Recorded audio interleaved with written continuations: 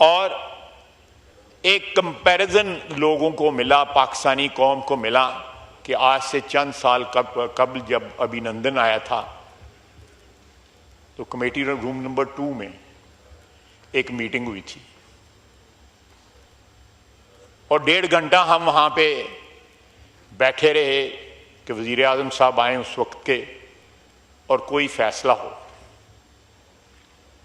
लेकिन उस वक्त आर्मी चीफ जनरल बाजवा और उनके दरमियान मशवरे अलहदगी में होते रहे इसी बिल्डिंग के अंदर, इसी इमारत में।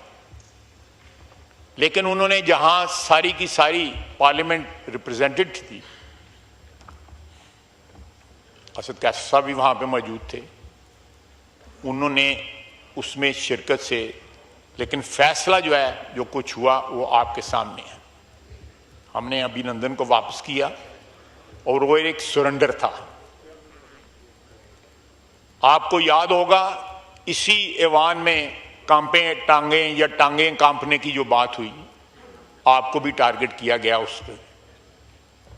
ये सारा तारीख है और हम उस तारीख पे उस वक्त भी शर्मिंदा हुए, आज भी शर्मिंदा है कि आर्मी चीफ और उस वक्त के वजीर आजम ने मिलके कौमी वकार को ठेस पहुंचाई और जो फतह उस वक्त एयरफोर्स ने हासिल की, एक जहाज जो है पाकिस्तानी स्पेस को जिसने वायलेट किया उसको गिराया और उसके पायलट को हमने गिरफ्तार किया।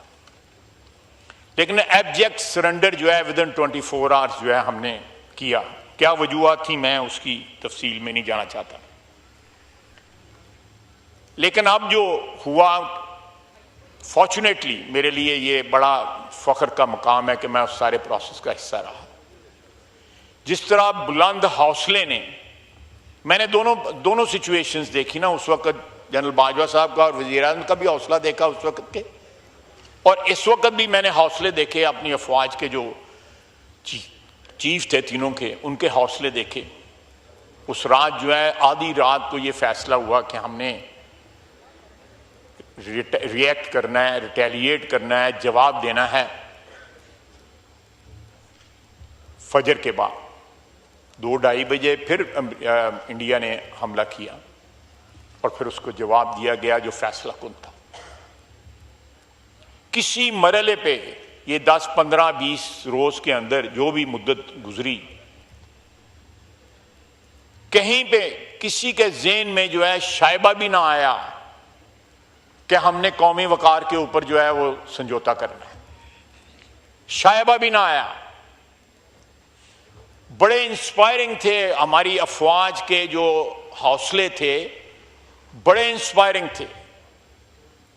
बड़ी मुद्दत के बाद जो है रियासत में जो है एक एतमाद आया, हम लोगों को एतमाद आया, अवाम को एक एतमाद आया कि हमारे मुहाफ़िज़ जो हैं वो दलेर हैं, रेजोल्यूट हैं और उनके हौसले बुलंद हैं और पाकिस्तान के चप्पे चप्पे की हिफाजत करेंगे। और जो हमारी एयरफोर्स ने कमाल दिखाया, जिनके जहाज थे वो भी आशश कर उठे, वो भी आके पूछते हैं कि ये जहाज हमने तुम्हें दिए थे, NH की लाया है जी,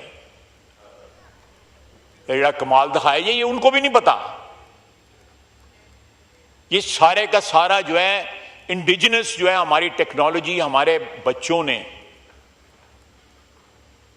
हमारे जो साइबर वॉरियर्स ने, वहां पे जो है स्टेडियम की लाइटें चली गई, IPL बंद हो गया, पानी रिलीज हो गया डैम्स में, ग्रिड बंद हो गए। ये सारी बातें जो हैं, ये सारे हमले जो है, जो साइबर अटैक्स ये थी, ये हमारे बच्चों ने किए, हमारे जवानों ने किए, साइबर वॉरियर्स ने किए।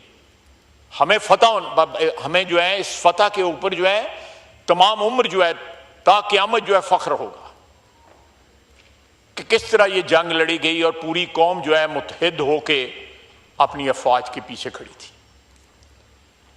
एक पूरी नस्ल को जो है हमारी अफवाज की जो लीडरशिप है उसने इंस्पायर किया है। रियासत के अंदर एतमाद जो है वो कहीं नीचे था, वो आसमान को छू रहा है। जनाब स्पीकर, बजट के दिन है, फौज की मजबूती और मईशत की मजबूती दोनों हैंड इन हैंड चलते हैं।